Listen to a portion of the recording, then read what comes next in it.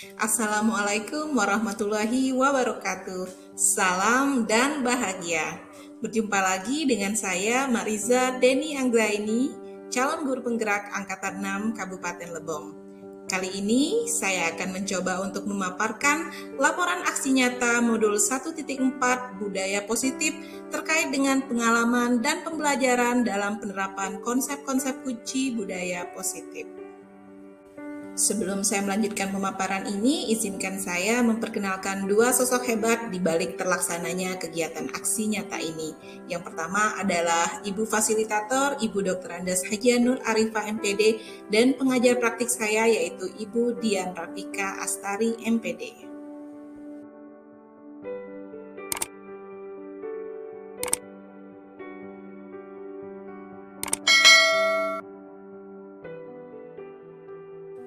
Yang pertama adalah latar belakang dari kegiatan aksi nyata modul 1.4 budaya positif. Sekolah seyogyanya berusaha menciptakan iklim pendidikan yang mampu membiasakan setiap warganya, khususnya peserta didik, untuk melakukan budaya atau kebiasaan yang positif. Budaya yang mengakar kuat dan menjadi sebuah kebiasaan yang dilakukan secara kontinu dan sadar oleh setiap warga sekolah. Semua pihak harus terlibat dalam pembiasaan positif tersebut. Pembiasaan positif yang merupakan budaya positif akan menjadi budaya sekolah. Tujuan dari kegiatan aksi nyata ini yang pertama, menumbuhkan budaya positif di sekolah dengan meyakini nilai-nilai kebajikan universal, dan yang kedua, menciptakan murid yang merdeka dan disiplin diri yang kuat. Selanjutnya, tolak ukur dari kegiatan aksi nyata ini yaitu peserta didik mampu membuat kesepakatan kelas yang dipasang di dinding kelas dan menerapkan serta menjalankan keyakinan kelas yang dibuat secara sadar dan kontinu dalam proses belajar juga di sekolah. Lini masa tindakan aksi nyata. Yang pertama, merancang kegiatan aksi nyata yang akan dilakukan. Yang kedua, menghadap kepala sekolah untuk menyampaikan hasil rancangan kegiatan aksi nyata tersebut dan menjelaskan pentingnya penanaman budaya positif dan keyakinan kelas di sekolah, serta meminta izin kepada kepala sekolah untuk melakukan kegiatan diseminasi bersama rekan-rekan guru terkait dengan konsep inti budaya positif. Yang ketiga, melaksanakan sosialisasi kepada seluruh warga sekolah, meliputi kepala sekolah, guru, peserta didik, dan tenaga kependidikan terkait disiplin positif, kesepakatan kelas, dan segitiga restitusi. Kemudian, membuat keyakinan kelas bersama di kelas, dan yang terakhir yaitu mengevaluasi serta merefleksi terhadap pencapaian pada aksi nyata. Dalam melaksanakan kegiatan aksi nyata ini, ada beberapa dukungan yang dibutuhkan. Yang pertama adalah dukungan dari kepala sekolah, GTK, murid, dan orang tua, agar tindakan yang telah disusun dapat dilaksanakan secara lancar dan hasil yang diperoleh maksimal. Yang kedua, sarana dan prasarana untuk menumbuhkan budaya positif di sekolah. Dan yang terakhir, orang tua siswa yang dapat melakukan budaya positif di rumah. Berikut ini adalah hasil diseminasi konsep-konsep inti dalam modul budaya positif di SMP Negeri 06 Lebong yang dilaksanakan pada hari Senin 7 November 2022. Izin Bapak Kepala Sekolah, izin Bapak Ibu rekan guru. Ya, terima kasih. Assalamualaikum warahmatullahi wabarakatuh. Salam dan bahagia Bapak Ibu. Sebelumnya izinkan saya memperkenalkan diri. Nama saya Mariza Deni Anggraini. Saat ini saya sedang menempuh pendidikan pada program guru penggerak di Angkatan 6. Bapak Ibu, kita langsung ke diseminasi konsep-konsep inti dari budaya positif Bapak Ibu. Nah, tentu saja Bapak Ibu, jika kita berbicara tentang budaya positif, ya, kita sudah tidak asing lagi, ini sudah sangat familiar sekali. Budaya positif berarti sesuatu kebiasaan, ya, yang sudah sering kita lakukan dan konotasinya positif Bapak Ibu. Kalau di sekolah kita yang bisa kita lihat selama ini, ketika pagi ada gedung piket menunggu kedatangan siswa-siswa, kemudian menyelami, menyapa dengan Dan tentu saja budaya positif ini harus kita pertahankan. Kedepannya kita harap budaya positif kita tidak hanya itu saja. Selanjutnya Bapak Ibu, budaya positif yang bisa kita lihat lagi dalam sekolah kita adalah ketika ada teman kita, ada rekan kita, apa positif ini memang sudah ada, sudah tumbuh Bapak Ibu di lingkungan sekolah kita, di ekosistem kita. Hanya saja yang harus kita lakukan saat ini adalah bagaimana kita menebalkan laku-laku disiplin positif tersebut, sehingga yang terjadi kemudian adalah adanya bentuk-bentuk disiplin positif baru yang tercipta di lingkungan sekolah kita. Untuk itu Bapak Ibu, pada kegiatan ini saya akan memperkenalkan beberapa konsep inti dari disiplin positif tersebut, dan diharapkan dari konsep tersebut kita bisa menciptakan, menebalkan ya kegiatan-kegiatan disiplin positif lainnya di sekolah kita Bapak Ibu. Bapak Ibu, untuk beberapa hal yang terkait dengan konsep budaya positif, ada 6 konsep inti. Insya Allah nanti walaupun nanti kita skip ya, tapi tetap akan ada hal yang kita tekankan gitu. Ada 6 yang mau disampaikan pada pagi hari ini ya. Yang pertama adalah tentang disiplin positif dan nilai-nilai kebajikan universal. Selanjutnya adalah teori motivasi, hukuman dan penghargaan. Ini bukan lagi sesuatu yang baru ya, sangat familiar sekali. Selanjutnya adalah tentang keyakinan kelas. Tentu saja mungkin ini terminologi yang baru, tapi sebenarnya Bapak Ibu kalau kita runut kembali ke belakang, ini sudah pernah kita lakukan, dan mungkin sampai saat ini kita lakukan Bapak Ibu. Selanjutnya Bapak Ibu, kebutuhan dasar manusia dan dunia berkualitas. Selanjutnya adalah tentang restitusi yang terkait dengan 5 posisi kontrol guru, dan yang ke-6 adalah restitusi yang terkait dengan segitiga restitusi Bapak Ibu. Nah mungkin untuk nilai kebijakan, dunia berkualitas dan segitiga restitusi adalah sesuatu yang baru bagi kita, juga bagi saya Bapak Ibu. Jadi kami harus berusaha keras untuk memahami materi ini supaya bisa tersampaikan dengan baik di teman-teman. Nah, baiklah Bapak Ibu, sekarang kita akan melihat tentang perubahan paradigma belajar. Jadi kalau selama ini Bapak Ibu, ketika kita mengajar, kita adalah senternya, ya. Jadi materi dari kita, pusatnya kita itu seperti presenter, ya. Seperti sedang pidato di depan siswa-siswa kita, tanpa bertanya ke mereka, ya, maunya mereka apa, inginnya mereka itu seperti apa. Nah, pada perubahan paradigma belajar dalam kurikulum Merdeka ini Bapak Ibu, diharapkan ya pembelajaran itu mampu berpusat pada murid. Jadi ketika kita membuat rancangan pembelajaran, rancangan itu tentu harus kita sesuaikan dengan minat, dengan bakat dan potensi serta karakteristik siswa-siswa kita, ya. Atau istilah yang sedang kami pelajari saat ini yaitu pembelajaran yang berdiferensiasi. Jadi kita sebelum memulai pembelajaran melihat minatnya apa, sejauh mana kesiapan belajarnya, dan juga gaya belajarnya seperti apa.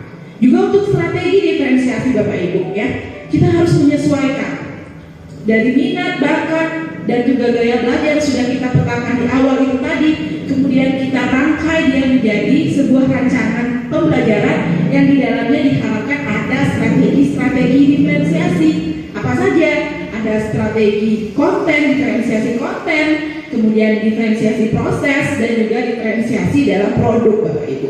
Diharapkan ini ada, ya. Diharapkan ini yang muncul di dalam pembelajaran kita di dalam kelas sebagai bentuk dari perubahan paradigma belajar Bapak Ibu. Selain itu juga Bapak Ibu, kita harus menyesuaikan pembelajaran ini dengan kodrat alam dan kodrat zaman murid-murid kita. Artinya, jika kita mengajar sama seperti kita diajar dulu, artinya kita tidak bisa menyesuaikan pembelajaran dengan kodrat zamannya siswa. Sekarang ini sudah zamannya IT, zamannya media sosial dan lain-lain. Nah, kita bisa mengintegrasikan hal-hal tersebut tadi ke dalam proses pembelajaran kita. Selain itu Bapak Ibu, kita juga harus mendekatkan siswa dengan alam. Jadi materi yang kita suguhkan kepada siswa-siswa itu kita angkat dari lingkungan yang ada di sekitar siswa-siswa kita, sehingga materi tersebut, pembelajaran tersebut itu bisa lebih terinternalisasi ke dalam diri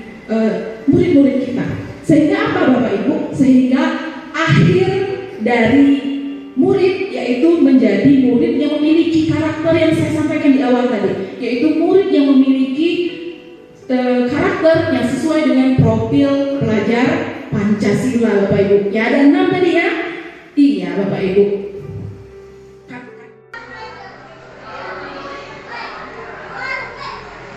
Nah, Bapak Ibu, kita langsung masuk ke konsep inti yang pertama, yaitu disiplin positif dan nilai-nilai kebajikan universal, Bapak Ibu. Nah, Bapak Ibu, sekarang saya minta tolong nih, ke kedua rekan. Saya minta tolong, ada yang bawa kertas dan pena, Bapak Ibu? Ada yang pegang kertas, Bapak Ibu, dan pena? Satu orang kertas, oh ya, Pak Zandul sekarang. Saya minta tolong sama Pak Zandul. Sekarang Pak Zandul, silakan tulis satu hal. Silakan Bapak tulis satu hal yang paling penting dalam hidup Pak Zandul. Kalau nggak ada hal ini, rasanya hidup Pak Zandul itu hampa. Sesuatu yang berharga sekali untuk Pak Zandul. Silakan Pak Zandul. Jangan dikasih tahu ke siapapun, hanya Pak Zandul yang tahu. Silakan Pak Zandul, kertas itu Bapak genggam, potongan kertasnya Bapak genggam. Silakan, ya. Silakan Pak Zandul genggam. Nah, sekarang saya minta tolong satu orang. Saya minta tolong satu orang lagi. Siapa ya? Ibu Rahmi. Nah, bukan kertas sekarang, Ibu Rahmi. Silahkan Ibu Rahmi gunakan segala cara agar apa yang berharga di dalam tangan Pak Zandul, dalam genggaman Pak Zandul itu bisa langsung Ibu Rahmi ambil. Boleh mengintimidasi, boleh merayu, boleh menyogok, lain-lain. Gimana caranya kertas yang berharga itu, sesuatu yang berharga itu bisa diambil.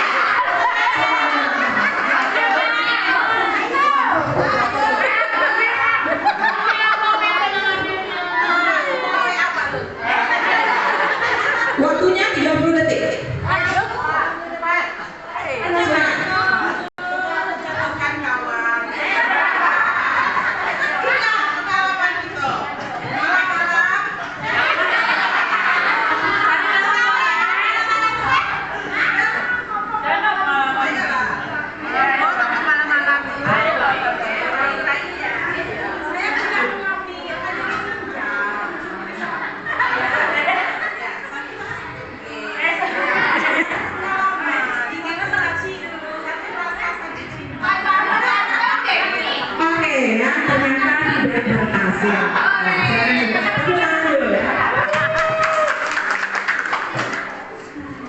Mengeluarkan segenap rayuan mautnya untuk agar supaya Pak Zandul ini mau.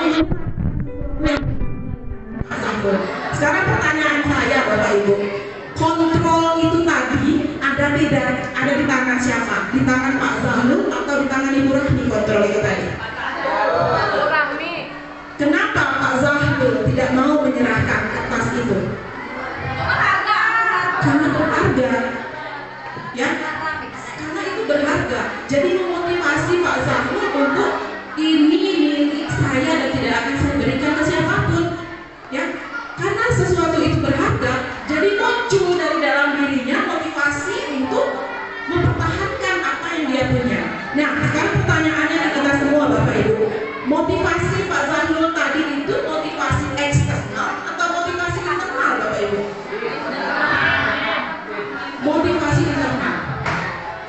Ibu Rahmi tadi, ya, ketika dia merayu, ketika dia mengintimidasi, memujuk, ya, dan lain-lain, ya, sesungguhnya dia sedang memotivasi Pak Zandul. Ayo dong, serahin ke saya. Nanti saya kasih ini, nanti saya kasih kamu itu, nanti saya kasih kamu uang. Ibu Rahmi tadi adalah bagian dari motivasi eksternal Pak Zandul. Tapi apakah motivasi eksternal ini bisa berhasil? Tidak. Apa sesungguhnya yang menguatkan Pak Zandul? Motivasi internal. Nah, Bapak Ibu, apa kaitannya situasi yang tadi, situasi yang dengan disiplin positif, Bapak Ibu? Situasinya adalah, Bapak Ibu, jika siswa kita sudah ada motivasi internal dalam dirinya, maka mereka akan mempertahankan keyakinan mereka, mempertahankan bahwa saya memiliki tujuan dan tujuan saya ini mulia.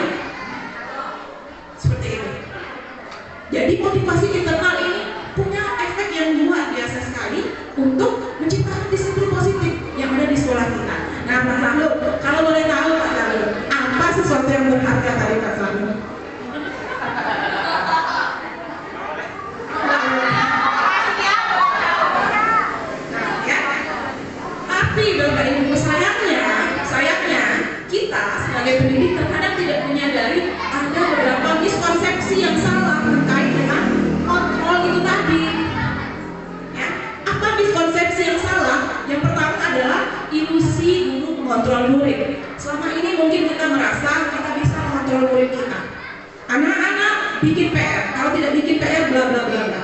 Kita merasa kita mengontrol murid kita. Ikuti tata tertib, tidak boleh datang terlambat. Ya, menurut kita Bapak Ibu, kita sedang mengontrol murid. Tapi sebenarnya apa yang terjadi? Apakah ada motivasi internal mereka ketika melakukan itu? Tidak Bapak Ibu. Saat guru mengontrol murid, sebenarnya yang terjadi adalah si murid itu sedang mengizinkan dirinya untuk dikontrol oleh guru. Daripada saya dulu, ya sudah kontrol saja lalu. Kiri, dia kiri, kanan, kanan. Tanpa mereka berusaha untuk memberikan pandangan, saya itu maunya seperti ini loh Bapak Ibu. Sehingga sebenarnya konsep ini salah. Ketika kita merasa kita mengontrol, sebenarnya siswa sedang merelakan mereka untuk dikontrol oleh gurunya Bapak Ibu. Kemudian Bapak Ibu, yang kedua adalah ilusi bahwa semua penguatan positif efektif dan bermanfaat. Wow, bagus, keren, luar biasa. Kita memuji anak, kita memberikan apresiasi, kita memberikan hadiah, kita memberikan pujian, kita memberikan reward. Tapi apakah itu bentuk kontrol? Ya, itu bentuk kontrol. Apa maksudnya? Ketika kita memberikan penguatan positif, siswa akan termotivasi. Yes, saya akan meningkatkan prestasi saya akan rajin belajar. Nah, itu kenapa terjadi? Karena ada motivasi eksternal yang masuk dan mereka belum sadar bahwa sebenarnya kita sedang mencambuk mereka. Ayo lakukan lebih. Ya, mereka belum sadar bahwa itu bukan sesuatu yang muncul dari dirinya. Sesuatu itu muncul dari pihak lain, dari motivasi yang lain, ya, dari luar diri mereka. Sehingga ya, ketika kontrol,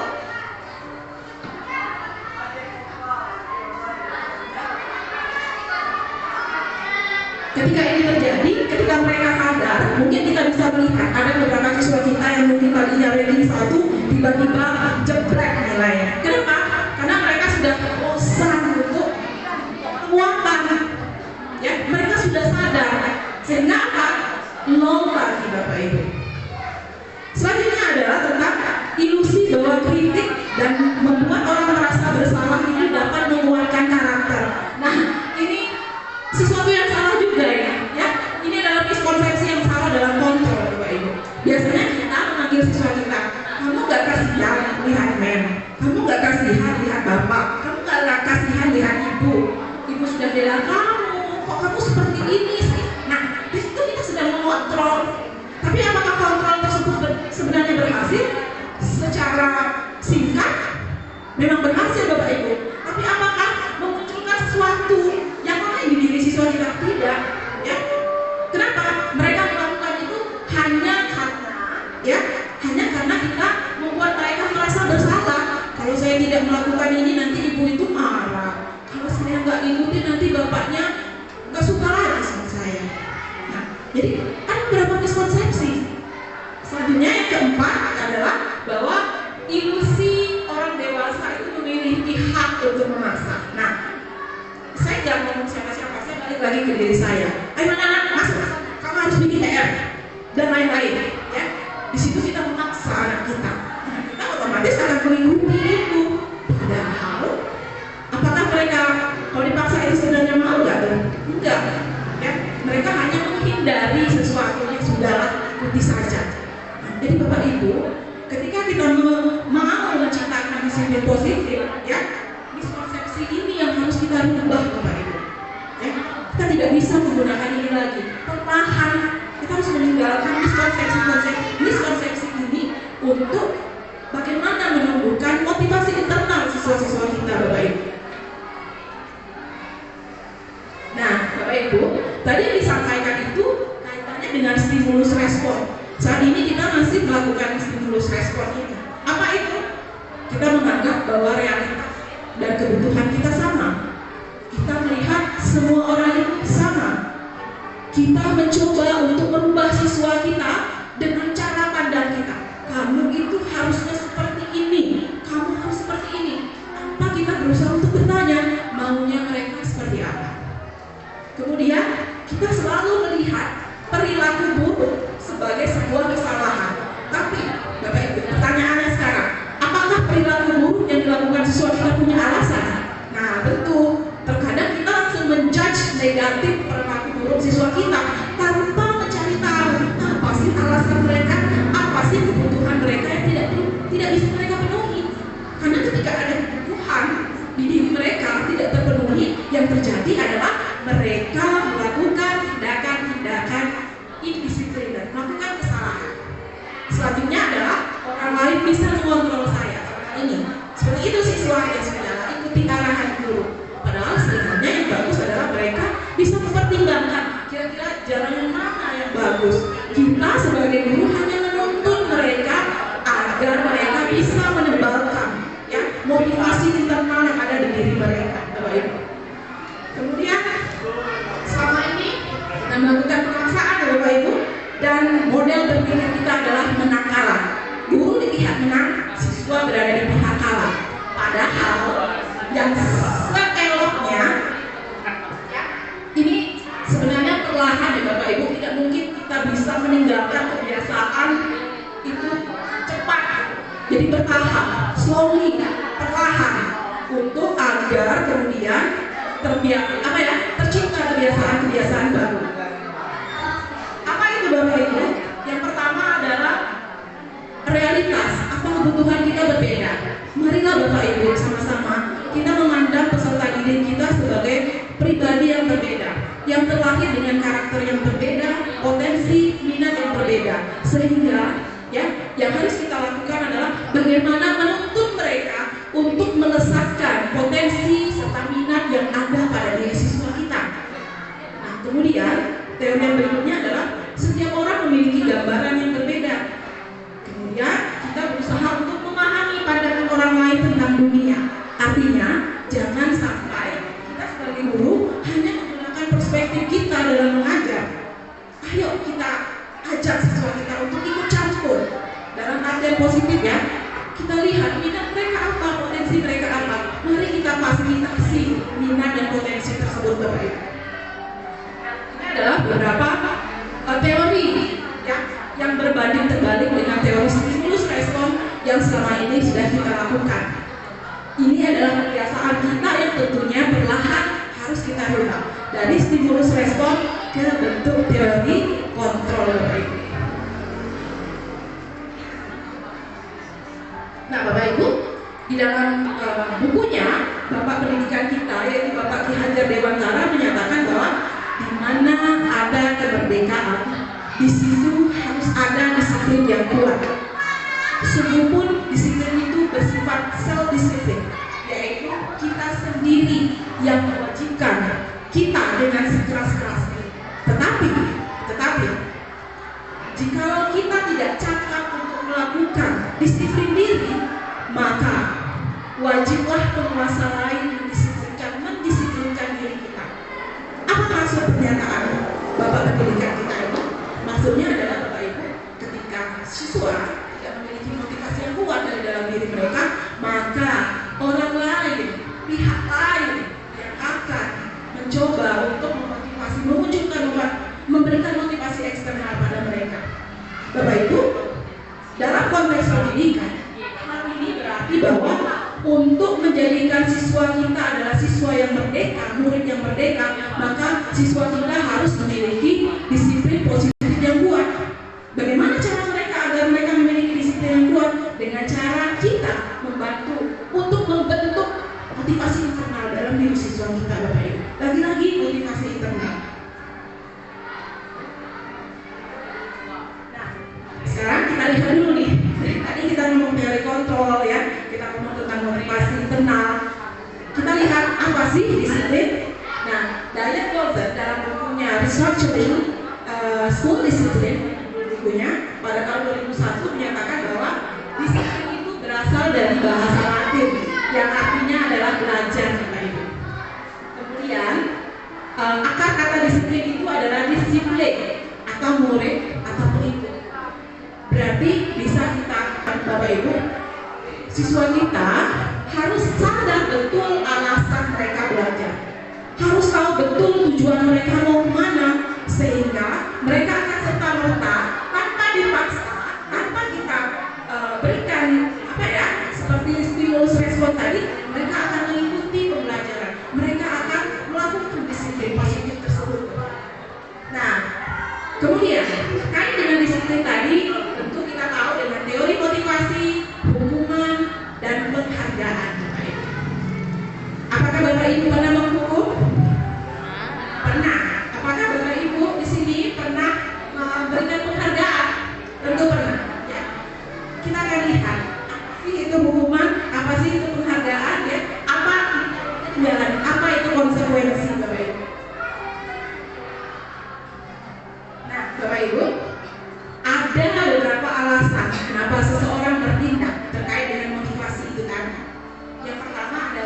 Seperti kata saya tadi, itu untuk menghindari ketidaknyamanan atau hukuman. Mungkin ya, Bapak Ibu datang ke sekolah lebih awal, biar nggak ditegur kepala sekolah. Ada seperti itu Bapak Ibu? Ya, saya mau datang cepat, nanti saya kena marah, nanti saya dipanggil, kena SP3 misalnya. Ya, ada seperti itu? Ini adalah salah satu alasan orang untuk melakukan sesuatu. Selanjutnya adalah untuk mendapat imbalan atau penghargaan dari orang lain. Saya mau datang lebih cepat hari ini. Kenapa? Supaya saya dapat penghargaan, saya dipuji oleh kepala sekolah. Ya. Apakah itu sesuai Bapak Ibu? Tidak. Tapi kita lakukan secara tidak sadar. Lantas bagaimana yang ideal?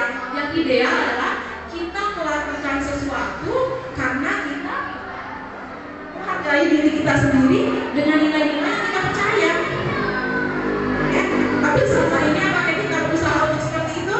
Sedang, ya. Kita sedang menuju ke sana, dan diharapkan ya melakukan sesuatu karena takut dihukum, melakukan sesuatu karena ingin dipuji, itu perlahan kita tinggalkan. Perlahan, tidak akan bisa serta-merta kita tinggalkan, tapi gradual, bertahap.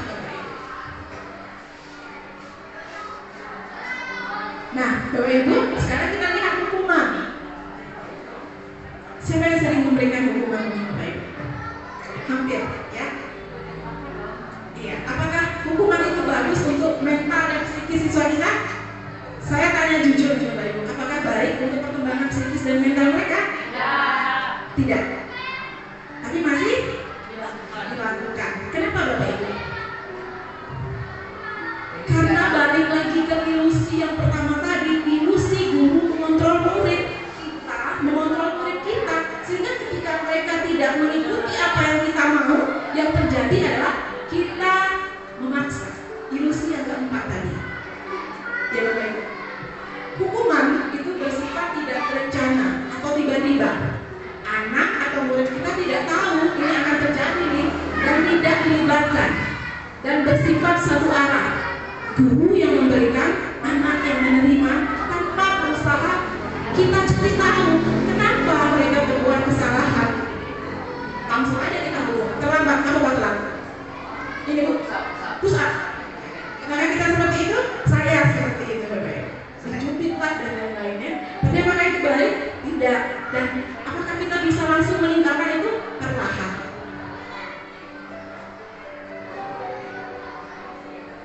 Nah, ini sebenarnya mohon maaf Bapak Ibu, ini harusnya konsekuensi ya, tapi karena bikinnya tengah malam. Nah, ada penerapan yang lain selain disiplin dalam bentuk hukuman Bapak Ibu. Apa itu? Yaitu disiplin dalam bentuk konsekuensi Bapak Ibu. Nah, disiplin dalam bentuk konsekuensi ini sudah terencana, sudah disepakati, sudah dibahas dan disetujui oleh murid dan guru.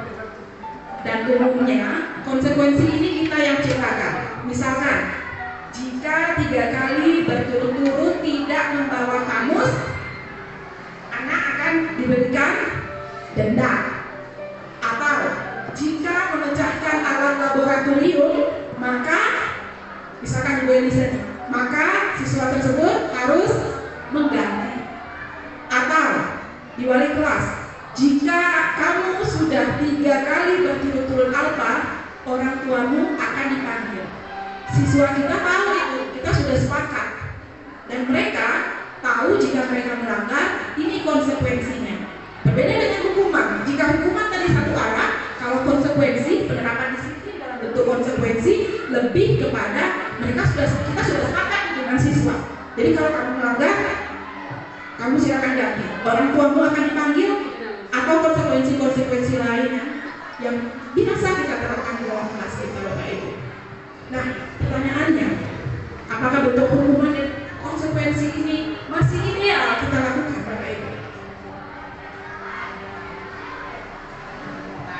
Apakah bentuk hukuman dan konsekuensi ini masih ideal kita lakukan di zaman sekarang Bapak Ibu? Masih. Gimana kalau saya kasih satu tawaran lagi Bapak? Nah, ada tawaran lain Bapak Ibu untuk menerapkan disiplin selain dari penerapan lewat hukuman dan penerapan lewat konsekuensi. Apa itu? Ini dia, restitusi.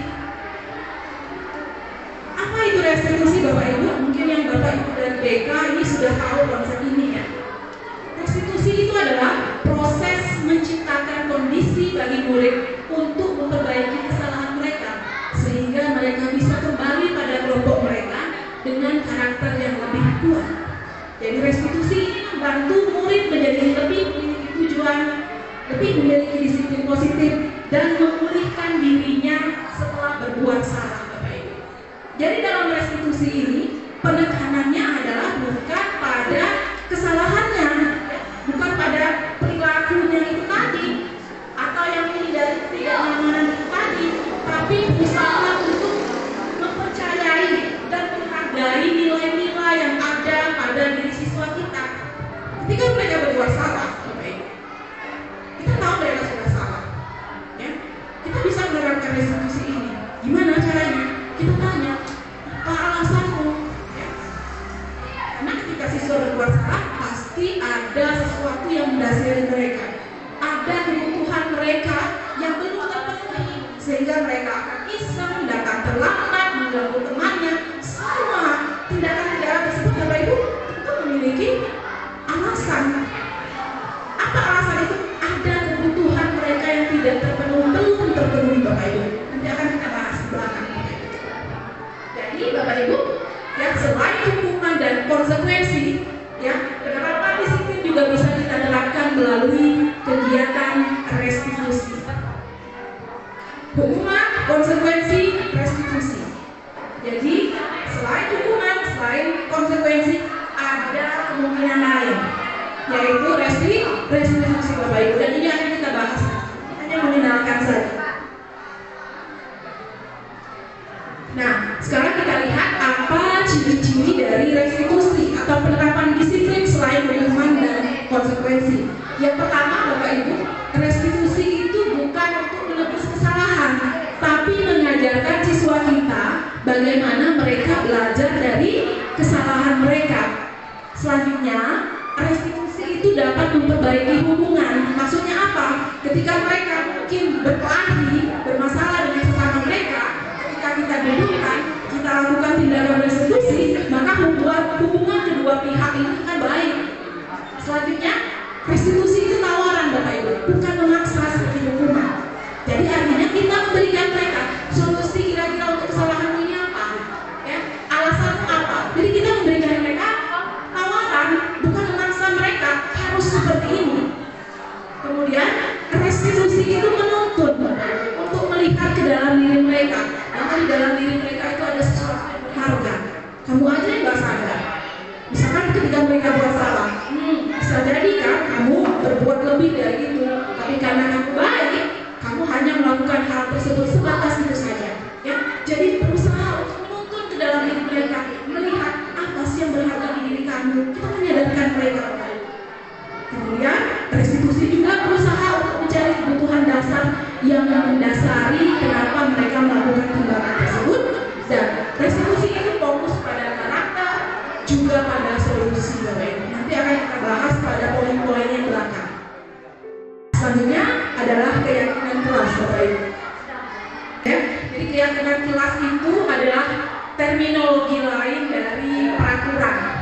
Jika peraturan itu sifatnya kaku, keyakinan kelas atau keyakinan sekolah ini sifatnya lebih lentur. Kenapa? Karena di sini pada keyakinan kelas kita bersama-sama siswa kita melakukannya, menyepakatinya keyakinan kelas tersebut. Misalkan, ya, tidak boleh membuang sampah sembarangan.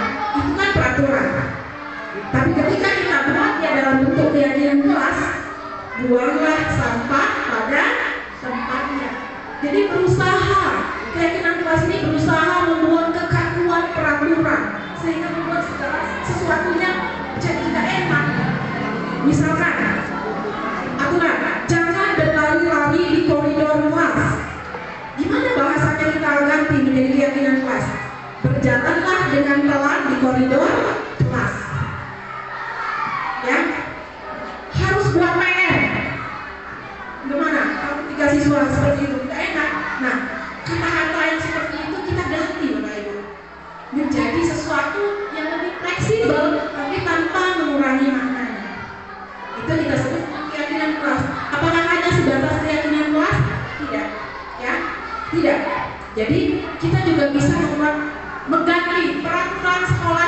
menjadi keyakinan sekolah. Datang tepat waktu,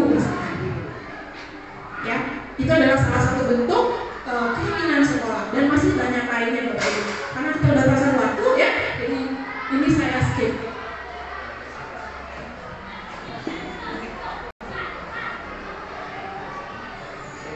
Nah, ini contohnya Bapak Ibu. Contoh keyakinan kelas, saya tidak jelas kelihatannya. Bisa dikurangi, baca dikurangi. Saya terlalu kecil, ya, saya tidak bisa. Ini Bapak Ibu, ini bisa dibaca, ya, yang ini. Apa ini Bapak Ibu? Tepat waktu dan aktif di dalam kelas, ya, tepat waktu. Alhamdulillah gak enaknya kalau bahasanya dilarang datang terlambat, dilarang datang terlambat. Aku Bapak Ibu, tapi ketika bahasanya kita ganti seperti ini, nah, jadi ada yang bisa membacanya? Yang ini.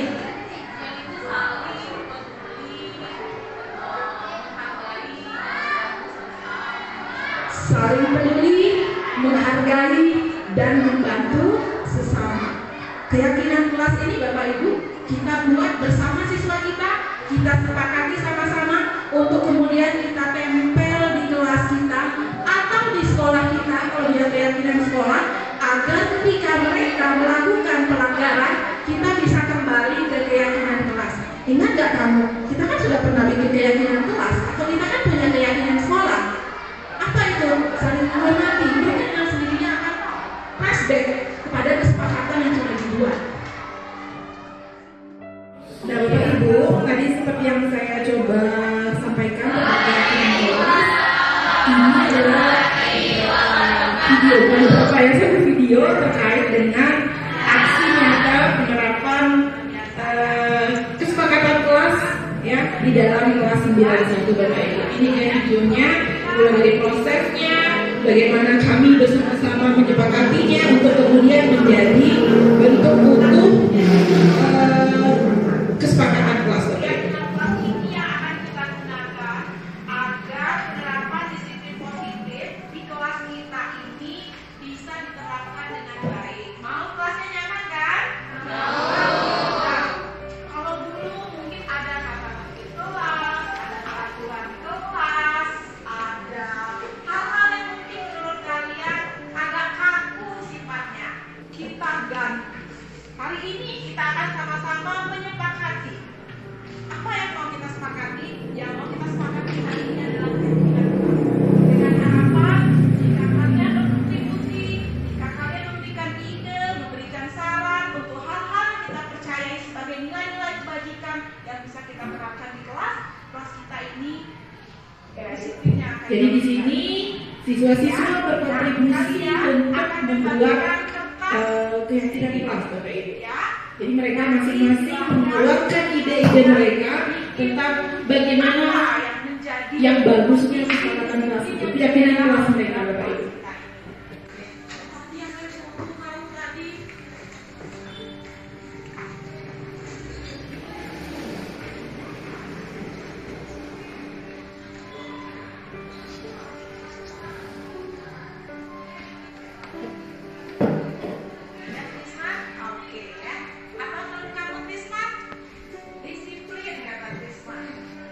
Disiplin waktu kata Joy. Bicara yang sopan.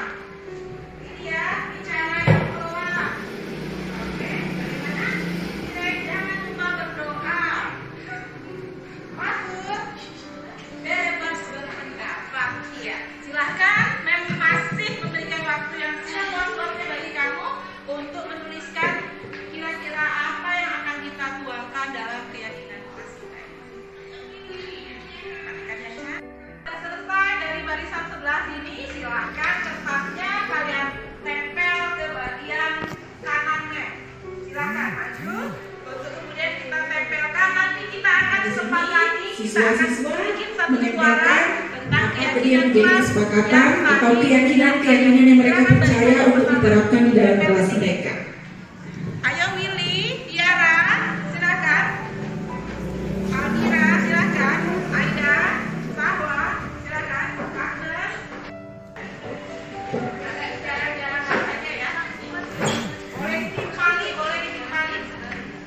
tadi ya, menjaga kebersihan kelas, berbicara dengan sopan, saling menghormati, menghargai dan mengasihi, hadir di sekolah tepat waktu, setiap murid memiliki kesempatan yang sama untuk berpendapat, dan yang terakhir adalah berdoa sebelum belajar dimulai ya. Itu adalah kesepakatan kelas yang sudah disepakati atau keyakinan kelas yang sudah menjadi kesepakatan siswa-siswa di kelas sampai itu.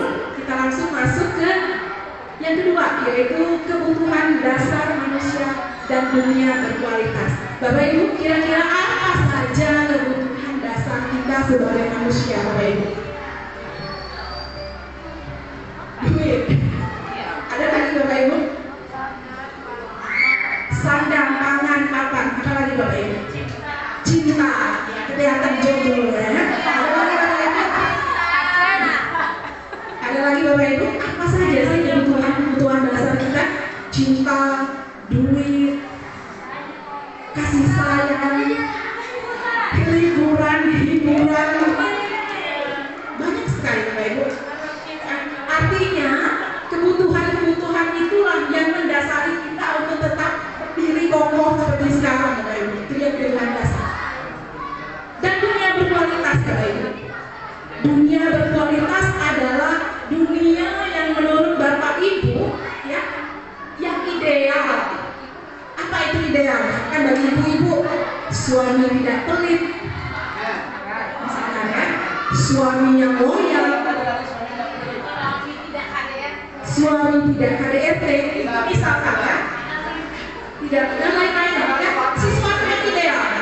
Atau sederhananya gini Bapak Ibu, misalkan dalam kota kita, karir bagus, ya, penghasilan tetap, misalkan keluarga harmonis, itu adalah sesuatu yang dunia berkualitas kita, sesuatu yang ideal menurut kita, Bapak Ibu ya. Nah, Bapak Ibu, ini nanti erat kaitannya dengan alasan-alasan kita melakukan sesuatu, Bapak Ibu. Nah, apa saja kebutuhan dasar manusia? Ya, tidak hanya kita sebagai orang dewasa, tapi juga anak-anak, Bapak Ibu ya. Nah, yang pertama adalah kebutuhan bertahan hidup atau survival.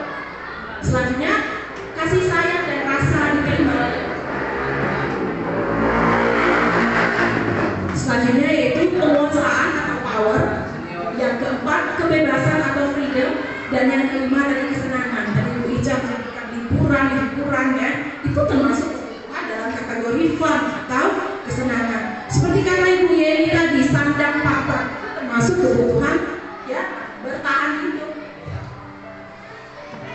Selanjutnya dari kata Ibu Tri, cinta, kasih sayang itu buat status Facebook. iya, termasuk dalam kebutuhan yang nomor 2 yaitu kasih sayang dan rasa diterima, Bapak Ibu. Kebutuhan ini terkait dengan 3 komponen, Bapak Ibu. Kebutuhan psikologis, kebutuhan biologis, dan kebutuhan fisiologis, Bapak Ibu. Ya, jadi kebutuhan ini merangkap 3 komponen. Apa saja itu Bapak Ibu? Yang termasuk dalam kebutuhan ini, kebutuhan akan kesehatan, rumah, makanan untuk fisiologisnya. Sedangkan untuk kebutuhan biologis adalah kebutuhan akan memiliki keturunan.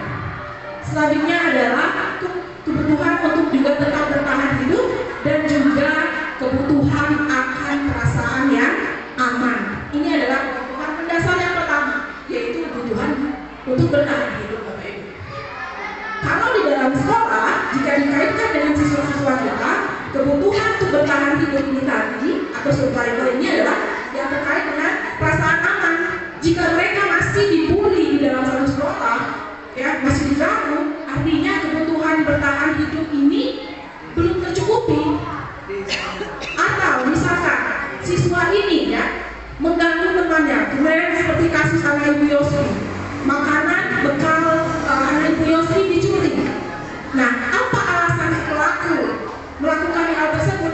Bisa jadi Bapak Ibu kebutuhan bertahan hidupnya kurang dan belum terpenuhi. Apa itu kebutuhan dasar mereka, yaitu makan, Bapak Ibu. Bisa jadi seperti itu.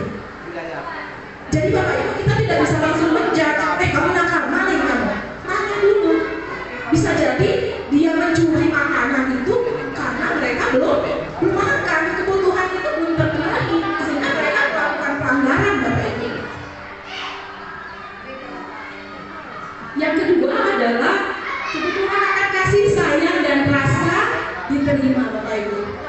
Nah, kebutuhan ini Bapak Ibu kaitannya dengan kebutuhan psikologis. Nah, kebutuhan untuk disayangi, diterima ini meliputi hubungan dan koneksi sosial, kebutuhan untuk memberi dan menerima kasih sayang, dan kebutuhan untuk merasa menjadi bagian dari satu kelompok. Kebutuhan ini juga meliputi keinginan untuk tetap terhubung dengan orang lain, dengan teman, keluarga, pasangan, dan teman kerja. Kalau kita coba untuk relate dengan kita kaitkan dengan siswa-siswa kita, misalkan nih ada siswa ketika gurunya mungkin masuk dia bermood saja. Biasanya kita memuji dia nih Bapak Ibu. Bisa jadi kita memuji. Halo, misalkan Ibu Siti, hari ini kacamatanya bagus sekali. Tapi pada hari itu kita sudah sapa Ibu Siti. Bisa jadi Ibu Siti ini diam saja. Kenapa seperti itu nak? Karena ada kebutuhan yang kurang. Kenapa? Kita nggak puji dia hari ini. Kita masuk kelas nih, anak-anaknya ribut. Bisa jadi kita kurang memuji sebagai guru, sehingga mereka nakal. Iya, memang seperti itu layaknya seorang guru ya Bapak Ibu. Selanjutnya adalah kebutuhan penguasaan. Ya, kebutuhan ini berkaitan dengan kekuatan untuk mencapai sesuatu, ya, menjadi kompeten, menjadi terampil, diakui atas prestasi dan keterampilan kita, didengarkan dan memiliki harga diri. Misalkan Bapak Ibu, ada murid baru datang ke sekolah kita, misalkan seperti ini 97. Tiba-tiba ada temannya minta duit retribusi, minta duit pajak. Mungkin ada yang seperti itu ya. Kenapa anak melakukan hal tersebut Bapak Ibu? Dia berusaha untuk memenuhi kebutuhan penguasaannya, sehingga mereka melakukan tindakan-tindakan yang salah. Lantas sebagai guru apa yang harus kita lakukan Bapak Ibu? Kita suruh dia memimpin misalkan satu klub bola. Kita suruh dia pimpin kelasnya. Kita suruh dia pimpin kelompoknya. Agar apa? Agar kebutuhan penguasaan ini. Selanjutnya adalah kebutuhan akan kebebasan Bapak Ibu. Ini terkait dengan kebutuhan akan pilihan, kemandirian, otonomi. Jadi Bapak Ibu, biasanya ketika kita memberikan tugasnya harus dalam bentuk karangan. Tugasnya tidak boleh seperti ini, harus seperti ini, harus seperti ini. Kita mengarahkan siswa kita, ya. Padahal alangkah eloknya, ya, kita memberikan mereka kebebasan buat tugas. Boleh bikin video, boleh dalam tulis tangan, boleh fotokopi, boleh seperti ini, boleh, asal tidak melewati rubrik yang ada. Seperti itu Bapak Ibu. Jadi kita berusaha untuk memfasilitasi kebutuhan itu. Karena siswa berhak untuk memilih. Karena kenapa? Karena kebutuhan mereka yaitu kebutuhan kebebasan itu tadi. Mereka mau mandiri untuk menentukan pilihan mereka, asal tadi kita sebagai guru tetap menuntun mereka supaya tidak keluar dari koridornya, dari batasannya, atau dari rubrik yang ada Bapak Ibu. Dan yang terakhir adalah kebutuhan akan kesenangan Bapak Ibu. Ya. Bapak Ibu, kebutuhan ini adalah kebutuhan untuk bermain, tertawa gitu ya. Jadi anak-anak kita, saya pernah nanya di kelas 91, kau ngapus di luar? Di dalam ini men, panas men katanya. Jadi kalau di luar ini sejuk men. Jadi mereka senangnya sama yang sejuk-sejuk. Jadi mereka tidak betah karena di kelas 91. Nah, akhirnya apa? Gimana caranya saya bilang? Gak tahu men. Nah, supaya pas mau bikin gimana caranya? Buka jendela kalian men. Kamu buka jendela. Nah, mereka buka jendela. Jadi mereka, oh iya ya men, agak adem. Mereka akan tahu masalah mereka apa. Mereka cari solusi. Tugas kita yang fasilitasi saja, menuntun saja Bapak Ibu. Nah lagi-lagi, apa mungkin itu Bu dilakukan? Mungkin saja Bapak Ibu. Tapi tidak sekaligus, kita melakukannya secara bertahap seperti itu. Nah Bapak Ibu, sekarang pertanyaan kita sama-sama untuk berefleksi.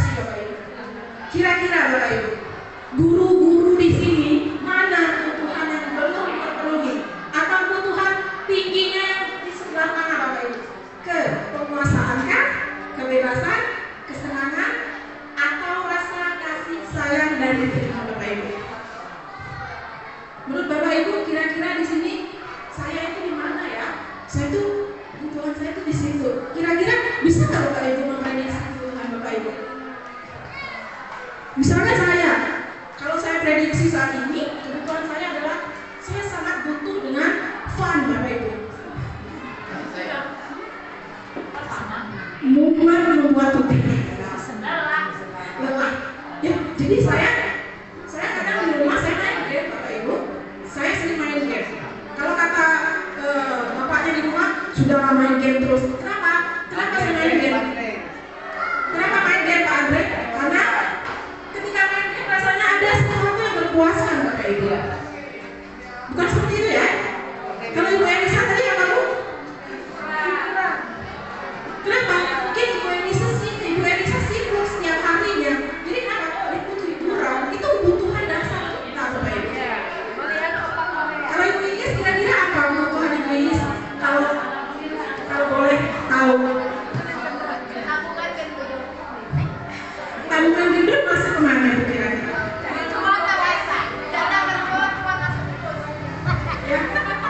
Iya, kalau dikaitkan Ibu Iis tadi itu kekuasaan. Dia ingin berkuasa atas dirinya dengan memiliki tabungan gendut. Pak Ahmad kira-kira apa kebutuhan dasar Pak Ahmad yang mau dipenuhi?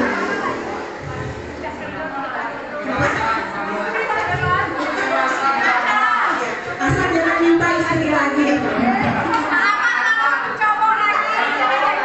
Iya, berarti kebutuhan bertahan hidup atau survival. Iya, kita melakukan sesuatu itu pasti ada sebabnya Bapak Ibu. Saya merasa diri saya sering sekali main game. Tengah malam saya main game. Kenapa main game? Terus saya buat Bapak Ibu. Ketika saya main game, hidup saya rasanya begini. Nah Bapak Ibu, silakan dibuka tadi link yang sudah saya bagikan ke Bapak Ibu, yang link yang ini ya, yang merefleksi 5 kebutuhan. Silakan Bapak Ibu buka.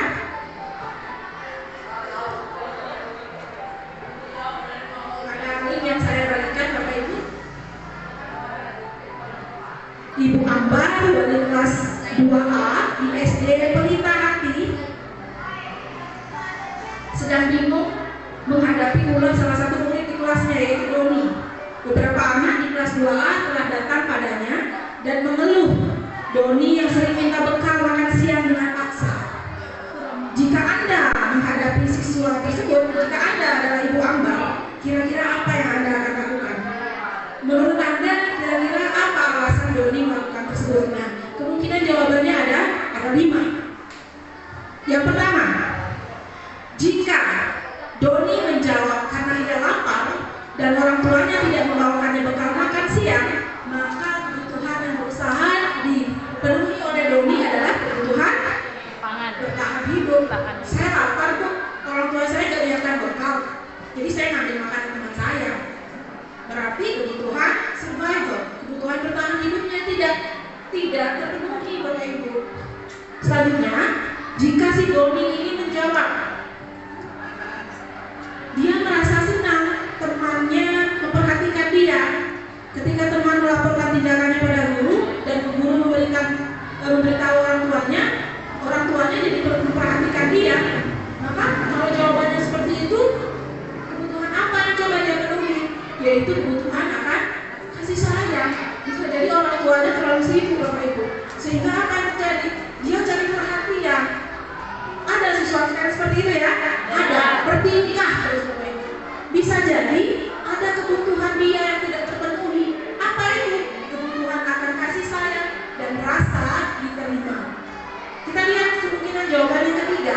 Apabila jawaban Doni adalah dia merasa hebat karena temannya jadi takut dengan dia dan menuruti keinginannya, maka kebutuhan yang coba dia penuhi adalah kebutuhan akan kekuasaan. Nah, untuk lebih jelasnya nanti bisa Bapak Ibu silakan baca. Nah, di sini Bapak Ibu kita akan diskusi pada situasi yang kedua Bapak Ibu.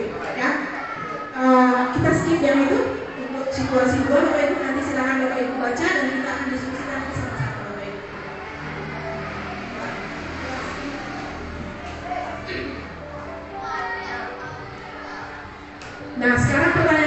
Dery. Kalau Pak Dery sudah tahu tentang teori ini, bahwa guru ini ada yang butuh bertahan hidup, ada yang kesenangan, kekuasaan, ya, dan lain-lain yang ada tadi, Bapak Ibu, kira-kira menurut Bapak yang sebagai seorang pemimpin di sekolah, yang berdasarkan tentang konsep kebutuhan dasar ini, bagaimana Bapak mengantisipasi, bagaimana cara Bapak memfasilitasi guru-guru dengan beragam macam kebutuhan? Pertama, kita ibaratnya mensosialisasikan kepada guru-guru, ya, bagaimana mengatasi masalah-masalah yang ada, kemudian memberikan solusi pada guru-guru tersebut. Itu salah satunya. Yes. Sosialisasi kepada guru dan memberikan masukan kepada guru. Ya, betul sekali. Mungkin ada guru kita yang telat datang, ada guru yang mungkin slow, sulit tidak masuk dan lain-lain. Tentu dia punya alasan, ya. Alasan-alasan di balik itu tentu ada kebutuhan yang belum terpenuhi. Betul kata Pak Dery tadi, bersama-sama untuk cari jalan keluar, mencari solusi untuk guru-guru yang mungkin tadi belum terpenuhi kebutuhannya.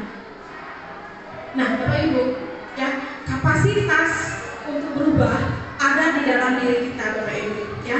Jika kita dapat mengidentifikasi kebutuhan apa yang mendorong perilaku kita, maka perubahan perilaku yang positif itu bisa kita mulai dengan cara mencari solusi untuk memenuhi kebutuhan-kebutuhan yang belum terpenuhi tadi dengan cara yang tentu saja positif, Bapak Ibu. Oke, sekarang kita lihat pada restitusi posisi kontrol, 5 posisi kontrol, Bapak Ibu. Pertama adalah penghukum. Jadi cirinya adalah menghardik, menunjuk, dengan nada yang kasar, nada tinggi, Bapak Ibu. Apakah kita lakukan itu? Tentu saja. Tentu. Tapi Bapak Ibu, Bapak Ibu, ini adalah posisi kontrol yang paling dasar dan tidak disarankan. Kita tidak bisa langsung meninggalkan posisi penghukum ini, artinya kita berhak, ya Bapak Ibu. Tapi saya mengakui saya pernah menjadi penghukum dan mungkin masih menjadi penghukum sampai saat ini, Bapak Ibu. Ada yang telat, pusat buang sampah, ya, kamu nggak telat. Ya. Terkadang karena sudah terbiasa menjadi habit kita, ya. Dengan sendirinya muncul, ya, posisi penghukum ini di diri kita. Dan posisi membuat merasa bersalah. Kamu telatnya, kenapa telat? Kenapa kamu telat tiap hari? Enggak kasihan kamu sama ibu, sama bapak yang tiap hari mengingatkan kamu. Masa kamu masih terlambat? Nah, enggak kasihan kamu sama ibu, sama bapak. Nanti dibilang kepala sekolah kan dia nggak membina kamu. Akhirnya apa yang terjadi? Siswa merasa bersalah. Ada yang seperti itu? Ada.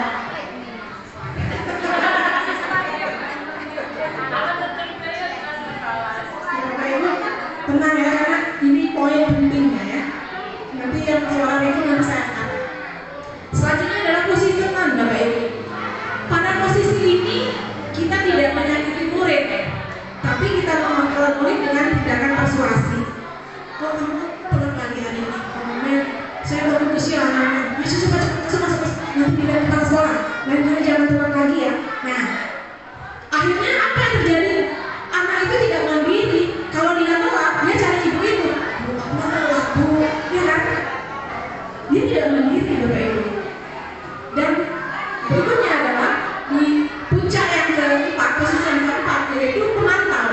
Artinya dia tahu bahwa di dalam sekolah ini punya keyakinan kelas. Ya, jika anak melanggar, kamu konsekuensinya tahu kan? Kamu harus seperti ini. Jadi dia menggunakan data yang ada, dia menggunakan data tersebut untuk mengontrol. Hari ini kamu 7.20 terlambat kan? Terlambat berapa menit? 20 menit. Tahu konsekuensinya? Tahu. Ya, seperti ini untuk posisi yang observasi, memantau. Dan ini dia, posisi manajer adalah posisi di mana guru berbuat sesuatu bersama dengan murid, mempersilahkan murid untuk mempertanggungjawabkan mendukung murid agar dapat menemukan solusi dari permasalahannya sendiri. Tadi, kamu terlambat ya? Iya Bu. Kenapa kamu terlambat? Sudah kesiangan. Loh, kenapa kamu kesiangan? Ya. Terus bagaimana cara kamu agar tidak kesiangan? Jadi kita menyerahkan sepenuhnya ke anak itu, ya. Bukan kita mencari solusi, tapi kita menuntut mereka agar bisa mencari solusi, ya, secara mandiri, Bapak Ibu. Nah, Bapak Ibu, kira-kira mau belajar mencoba untuk memposisikan diri sebagai manajer, Bapak Ibu?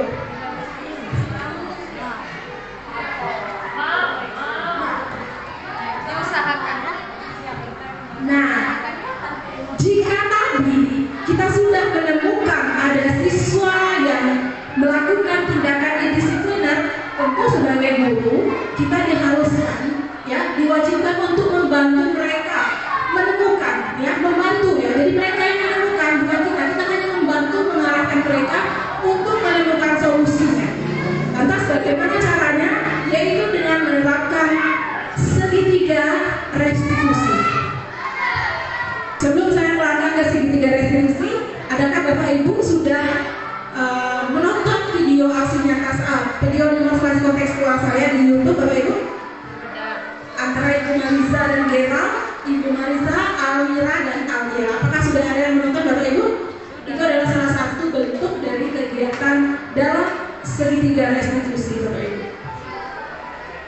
Nah, segitiga restitusi ini adalah suatu proses dialog yang dijalankan oleh guru atau orang tua agar menghasilkan murid yang mandiri dan bertanggung jawab. Proses dialog ini digambarkan pada ketiga sisi dalam segitiga restitusi. Segitiga restitusi itu sendiri, ya, ada tahapan pertama yaitu menstabilkan identitas, tahapan yang kedua adalah memvalidasi tindakan yang salah, dan tahapan yang ketiga adalah menanyakan keyakinan. Nah, ini Bapak Ibu, pada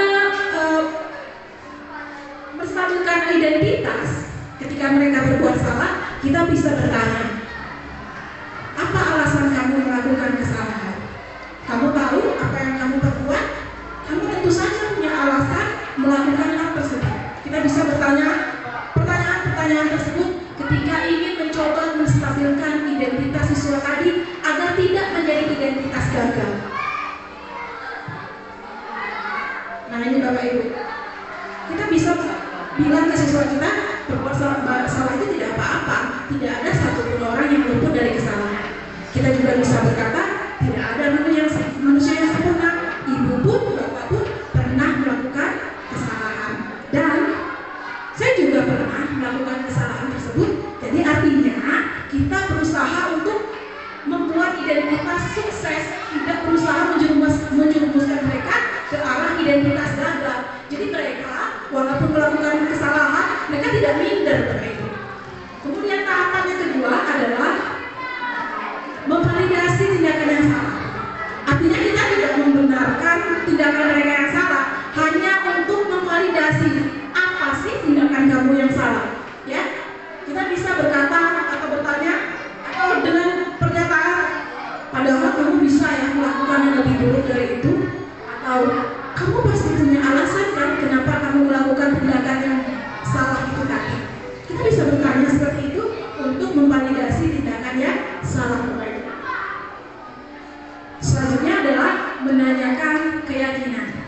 Artinya kita kaitkan dengan keyakinan kelas yang kita buat di awal itu tadi. Apa itu? Ya. Kita bertanya, misalkan tadi, kamu tahu kan keyakinan kelas kita apa, Naren? Iya, Mem, datang tepat waktu. Lantas kenapa kamu terlambat? Ya, Mem, mohon maaf, saya salah. Nah, sekarang apa solusi kamu? Kita berusaha untuk mengarahkan mereka untuk mencari solusi mereka sendiri. Lantas, sekarang apa solusi kamu agar kamu tidak bangun kesiangan lagi? Nyetel alarm, Mem. Apa lagi? Meminta orang lain membangunkan saya, Mem. Apakah solusi itu dari kita? Tidak. Solusi itu adalah dari mereka sendiri. Mereka sendiri yang berbuat salah, kita menuntut mereka untuk mencari solusi pada kesalahan-kesalahan yang mereka perbuat dengan dasar keyakinan kelas yang sudah tadi Bapak Ibu, mendapat kebetulan laporan saya dari sudah pernah United. Apa benar Gerald melakukan seperti yang dilaporkan oleh Nah, United? kebetulan Benar, Bapak Mem, Ibu tapi untuk bukan hanya saya saja sertifikasi yang tadi bolos, saya Mem. sampaikan Teman-teman kepada kelas Bapak lain Ibu, juga ikut saya bolos, sudah Mem. pernah Oh gitu. melakukannya Sedang melaksanakannya. mencari Ini siapa terkait yang dengan salah, siapa Gerald. yang Silakan Bapak mulai, Ibu untuk siapa yang menyaksikan ikut-ikutan. videonya. Karena setiap orang pasti akan berbuat salah, tapi setiap orang juga pasti bisa memperbaiki kesalahannya. Nah, sekarang kalau Mem boleh tahu, apa yang menjadi alasan Gerald melakukan perbuatan tersebut? Saya kan ikut teman, Mem, dan kami juga searah. Lagian pula praktikum di sekolah juga udah selesai, Mem, tinggal nunggu jam pulang. Walaupun praktikum itu udah selesai, tapi kan Gerald tahu jam pulang kita jam berapa. Kita berada di sekolah sampai dengan jam sekolah selesai. Nah, sekarang Mem nanya, apa Gerald ingat dengan keyakinan kelas kita? Disiplin dan mandiri, Mem. Oke ya, jadi keyakinan kelas kita adalah disiplin dan mandiri. Nah, orang yang disiplin itu seperti apa? Orang yang mandiri itu seperti apa? Yang disiplin itu menaati peraturan-peraturan yang sudah dibuat, Mem, dan juga mandiri itu melakukan sesuatu tanpa disuruh, Mem. Oh, alhamdulillah sudah ingat ya. Jadi apa yang akan Gerald lakukan sekarang? Saya akan melaksanakan keyakinan kelas, Mem. Oke, silakan Memperbaiki perbaiki. tampilan dia yang tadinya kurang, Bapak Ibu. Ya, itulah kekuatan dari tahapan-tahapan dalam segitiga restitusi. Nah, Gerald, sekarang apa yang akan Gerald lakukan untuk memperbaiki kesalahan Gerald? Saya akan minta maaf kepada guru-guru, Mem, terutama kepada Ibu Yesi. Saya berjanji tidak akan mengulangi kesalahan itu lagi. Saya juga akan mengajak teman-teman saya untuk melaksanakan keyakinan kelas, Mem, yaitu disiplin dan mandiri. Alhamdulillah ya, kalau begitu ya lakukan kalau memang seperti itu menurutmu baik. Ya Gerald ya, saya sangat mengapresiasi usaha kamu untuk memperbaiki diri. Besok Mem akan lihat perkembangannya seperti apa. Nah, sekarang Gerald boleh pulang ke kelas lagi. Ya, Mem, makasih, Mem. Nah, itu tadi Bapak Ibu ya. Jadi tugas kita di dalam segitiga restitusi itu bagaimana kita menuntun ya agar siswa itu melihat ke dalam diri mereka. Ada sesuatu yang berharga di dalam diri mereka, yang mana sesuatu yang berharga itu dapat mereka gunakan untuk memperbaiki diri mereka. Tanpa kita paksa, tanpa harus kita hukum mereka untuk memperbaiki kesalahan-kesalahan yang telah mereka lakukan. Bapak Ibu, kira-kira bisa nggak kita menerapkan konsep-konsep inti dari budaya positif ini di sekolah kita?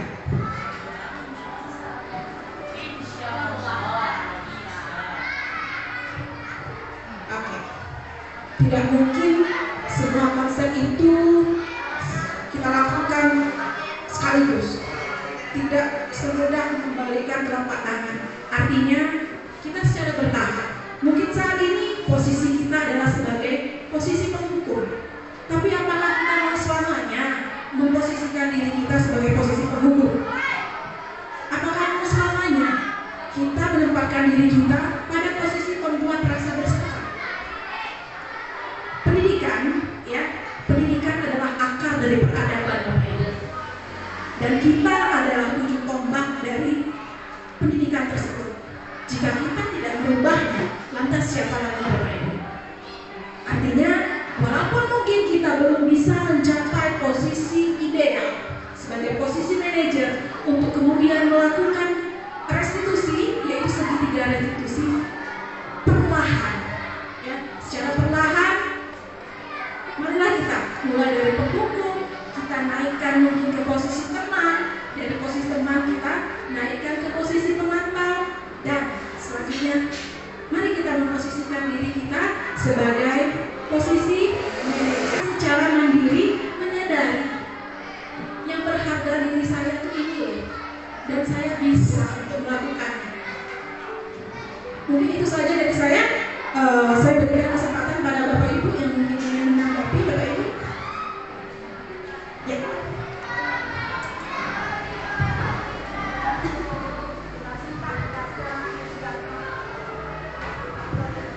Assalamualaikum warahmatullahi wabarakatuh. terutama mari kita berikan apresiasi yang dalam bentuk Mariza yang telah memberikan materi pada hari ini, hasil dari CGP-nya. Berkaitan dengan posisi tadi gitu ya, ini juga pernah kemarin saya sampaikan di rapat, tujuannya secara konsepnya adalah apa yang disampaikan oleh Bu Mariza tadi. Jadi maksud kita, marilah kita sama-sama untuk mengembangkan budaya positif ini seperti yang diberikan oleh Bu Mariza tadi, mulai dari konsep-konsep yang disampaikan oleh Bu Mariza tadi. Inilah yang sebenarnya perlu kita tingkatkan bersama. Nah, hari ini alhamdulillah Bu Mariza sudah menyampaikan dengan gamblang apa yang beliau dapatkan dari pelatihan CGP ini, dan ini sangat menyampaikan isi hati saya sebagai guru BK kemarin yang juga menyampaikan di rapat. Jadi mudah-mudahan dengan kegiatan seperti ini nanti kita dapat pahami bersama dan dapat meningkatkan budaya positif yang ada di sekolah kita. Sekali lagi tepuk tangan untuk Ibu Mariza. Terima kasih. Assalamualaikum warahmatullahi wabarakatuh. Waalaikumsalam. Terima kasih Pak Zalul. Mungkin dari Ibu silakan untuk menyampaikan respon terhadap materi budaya positif di sekolah. Silakan Bapak Ibu. Ibu-ibu. Ibu Elisa, silakan. Pak Darmulis. Pak Ibu Elisa dulu ya Pak, izin. Bu Elisa Pak.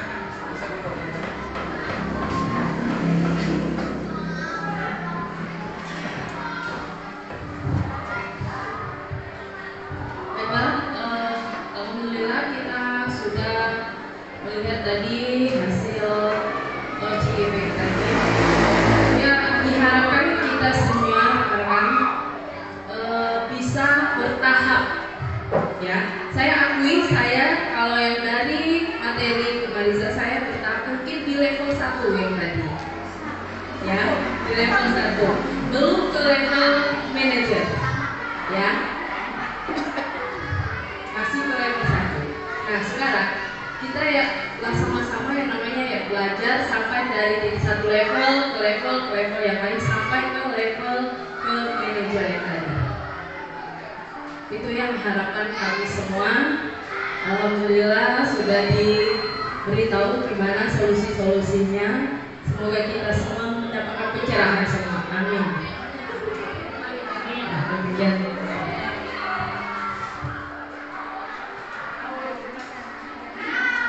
Ya, terima kasih untuk respon positif dari Ibu Elisa. Selanjutnya Pak. Ya, karena akan ada sosialisasi 3K ya Ibu ya. Oke, Bapak Ibu, saya mengucapkan banyak terima kasih Bapak Ibu untuk tanggapan positif, respon positif dan atas kehadirannya di ruangan ini. Bapak Ibu, terima kasih untuk semua perhatiannya ya. Wassalamualaikum warahmatullahi wabarakatuh. Nah, itu tadi pemaparan saya terkait dengan laporan pelaksanaan kegiatan aksi nyata modul 1.4 budaya positif. Terima kasih sudah menyimak pemaparan saya dari awal hingga akhir. Terima kasih, sampai jumpa pada kegiatan aksi nyata berikutnya. Wassalamualaikum warahmatullahi wabarakatuh.